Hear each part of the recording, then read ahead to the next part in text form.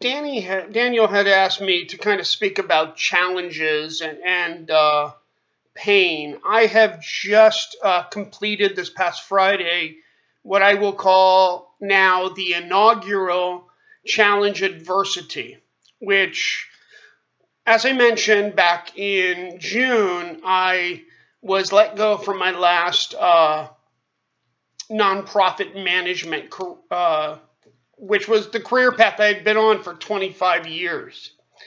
I was let go because of COVID. But let's back up a little bit. Um, when I was 22, I suffered a stroke and was diagnosed with cancer. So overcoming adversity was not something that was new to me. But now it's coming through it along with so many other people.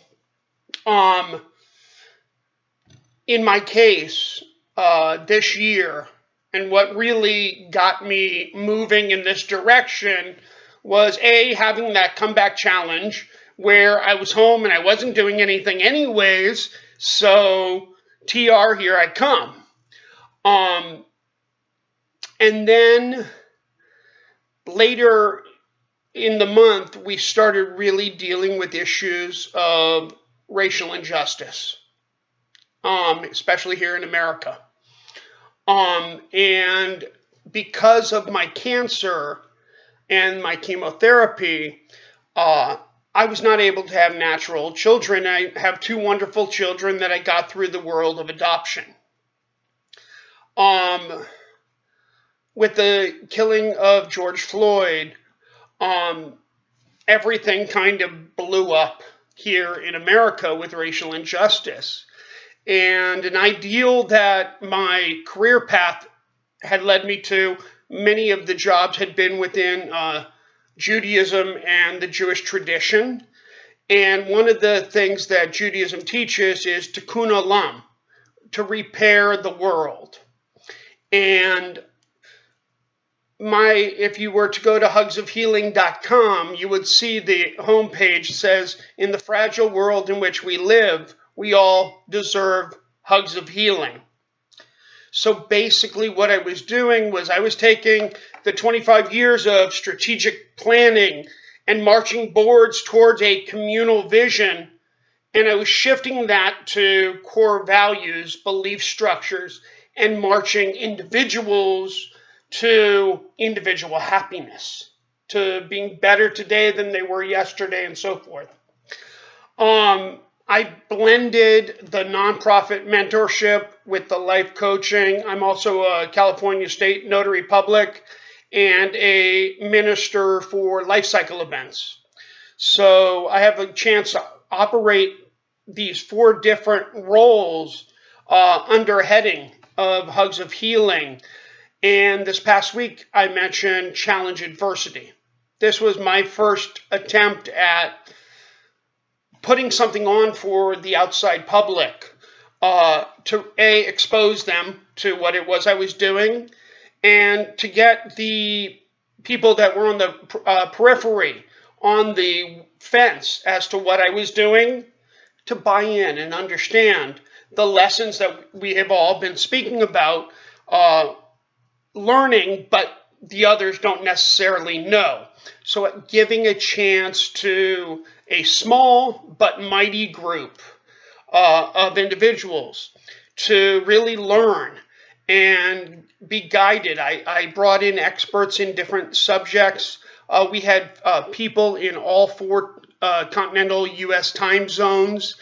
And the basic structure was very much similar to what we witnessed in the Comeback Challenge.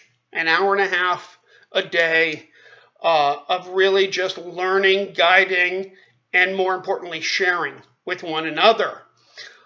We had a kind of theme over each day. We had day one was power, day two was decision making, values and beliefs. Day three was relationships, career. Day four was physical and spiritual health. And day five happened to have fallen on September 11th. And we shifted from individual adversity to collective adversity. And what we did was I thought about the adversity that we're seeing this year with COVID, with racial injustice, the divisiveness of the upcoming election, and just the big divide that is here in America today. And I said, what would bring us all together? And I looked at the occurrences of 2001 and 9/11, and I said, we all came together. Very different 19 years later, and I put forward a hypothesis that I thought this was due to a couple of different factors. Number one, social media. We trust social media more than we trust traditional news outlets, which, whether you believe in one or the other, it's very different than 19 years earlier. And the fact that we all carry in our back pocket a cell phone with a video camera in it. If something goes on, the world knows about it. And that was only just beginning back in 9/11, 2001. I remember 2001 because late in that year, we adopted my son, Isaiah. And at that point, we were living in Phoenix, Arizona. We adopted children through an agency in Raleigh, North Carolina. At that stage, I will share that both of my kids are Black Americans. Obviously, I'm white.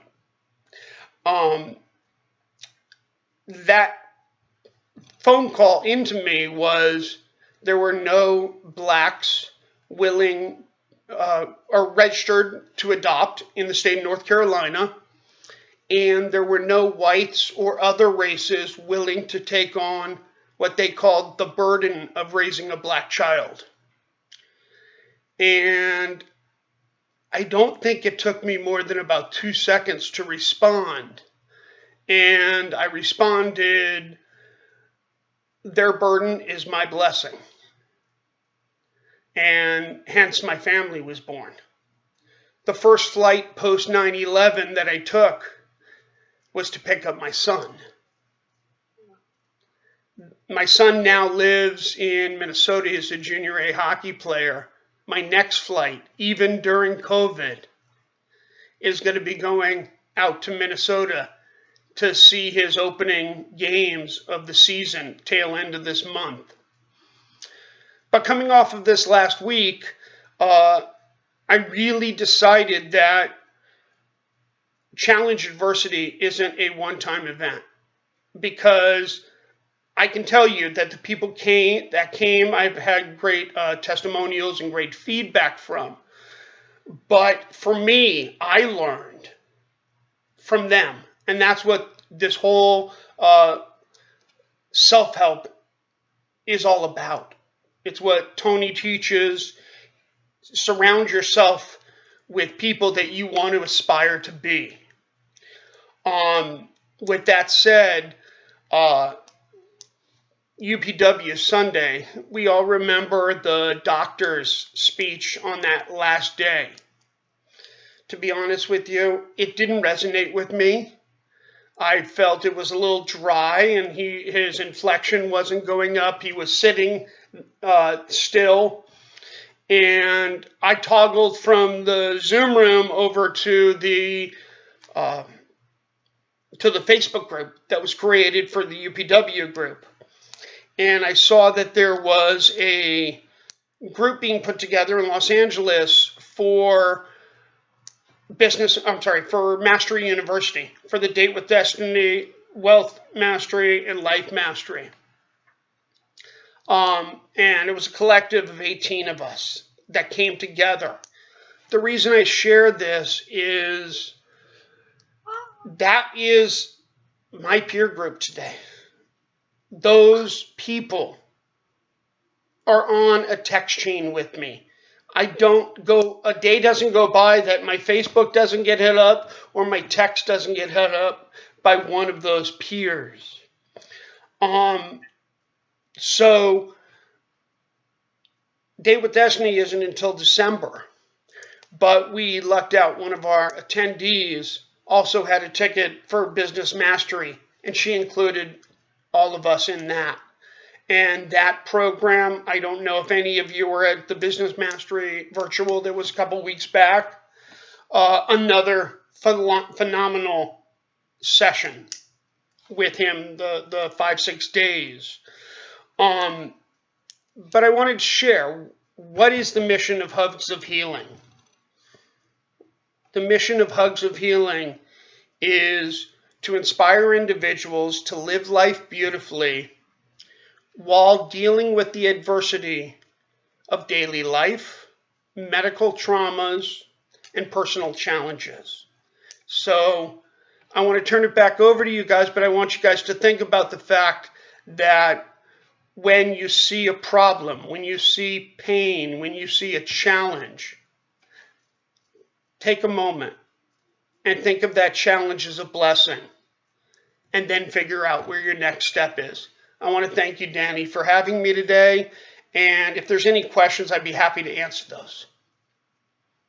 Thank you, Jeffrey, for sharing your story. You have an incredible story, and we appreciate your honesty. But also, I want to recognize Lily.